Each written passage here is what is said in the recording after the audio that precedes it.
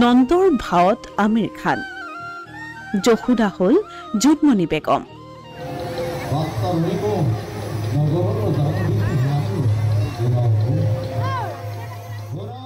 ইছলাম ধৰ্মাৱলম্বী দম্পতীৰ অভিনয়ে মন্ত্ৰমুগ্ধ কৰিলে দৰ্শকক। জুবিন গাৰ্গৰ লগতে অসমৰ বহুকেইজন জনপ্ৰিয় শিল্পীৰ অভিনয় চাবলৈ দৰ্শকৰ ভিৰ। সমন্বয়ৰ বাৰ্তা সমাজলৈ প্ৰেৰণ কৰাৰ প্ৰয়াসেৰে বিশ্বনাথৰ উত্তৰ চাৰিআলিত উদযাপন কৰা হৈছে ৰাস মহোৎসৱৰ। যি সময়ত জাতি ধৰ্ম বৰ্ণক লৈ ৰাজ্যত একাংশ লোকে সমাজত সাম্প্ৰদায়িক বিষবাষ্প বিয়পাবলৈ চেষ্টা কৰিছে, সেই সময়তে বিশ্বনাথৰ ইছলাম ধৰ্মাৱলম্বী এই দম্পতীয়ে বৃহত্তৰ অসমীয়া জাতিৰ সম্প্ৰীতিৰ এনাজৰীডাল মজবুত কৰিবলৈ গ্ৰহণ কৰা এই পদক্ষেপে বিশেষ তাৎপৰ্য বহন কৰিছে। ইছলাম ধৰ্মাৱলম্বী দম্পতী সাংবাদিক আমিৰ খান আৰু জোনমণি বেগমে উত্তৰ চাৰিআলিৰ ৰাসত নন্দ যশোদাৰ ভাৱত অভিনয় কৰি ৰাইজৰ প্ৰশংসা বুটলিবলৈ সক্ষম হয়। তেওঁলোকৰ লগতে বিদুৰ ভাই বোলছবিৰ অভিনেতা উজ্জ্বল ৰাজখোৱা আৰু বলীন বৰাইও দৰ্শকক হাঁহিৰ খোৰাক যোগায়।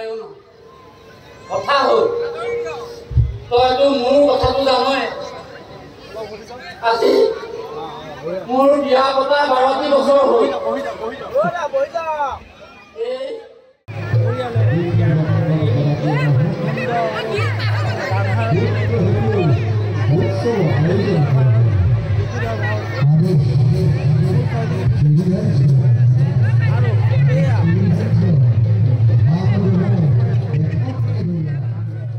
উল্লেখযোগ্য যে বিশ্বনাথৰ আদ্যৱন্ত সংস্কৃতিৰ নিতুল ৰূপত উপস্থাপনৰ প্ৰয়াস কৰা উত্তৰ অসমৰ সৰ্ববৃহৎ মুকলি ৰাস উৎসৱ সাৰ্বজনীন বিশ্বনাথ ৰাস উৎসৱত শনিবাৰে অন্তিমটো নিশা উপস্থিত হয় যুৱ প্ৰজন্মৰ হাৰ্টথ্ৰব জুবিন গাৰ্গ। জুবিন গাৰ্গে এই ৰাস মহোৎসৱ প্ৰত্যক্ষ কৰি অভিভূত হৈ পৰাৰ লগতে বিশ্বনাথক লৈ তেওঁৰ পৰিকল্পনাৰ বিষয়েও অৱগত কৰে।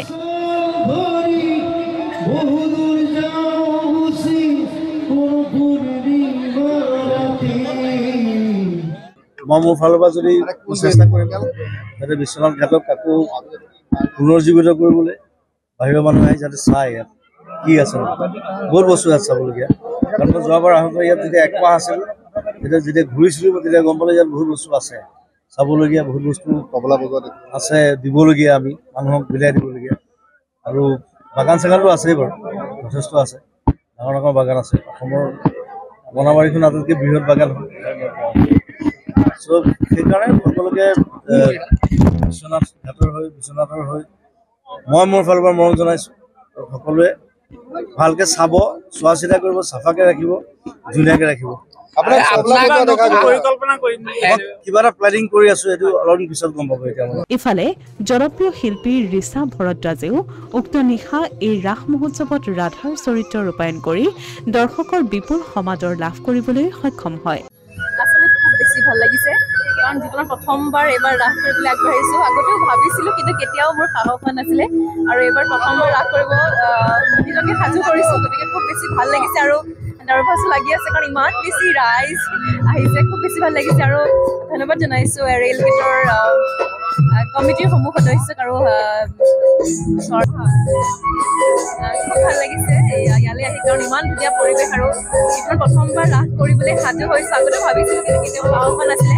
গতিকে খুব বেছি ভাল লাগিছে। ধন্যবাদ জনাইছোঁ বিক্ৰম দা আৰু এই ৰাসৰ সমূহ কৰ্মকৰ্তাক যে মোক আজি এই বিশেষ ৰাসলৈ আমন্ত্ৰণ জনালে। আহিয়েই গোটেই মনটো ভাল লাগি গৈছে, কাৰণ ইমান ধুনীয়া পৰিৱেশ, আৰু আজি মই ৰাধা চৰিত্ৰটো দেখিবলৈ পাব খুব বেছি আশাবাদী আৰু খুব ভাল লাগি আছে। আপুনি এইবাৰ প্ৰথমবাৰ ৰাস কৰিবলৈ সাজু কৰিছোঁ নিজক। আগতে ভাবিছিলোঁ, কিন্তু সাহস হোৱা নাছিল কেতিয়াও। এইবাৰ বহুত সাহস কৰি আহিছোঁ, সেয়াই আৰু খুব ভাল লাগি আছে।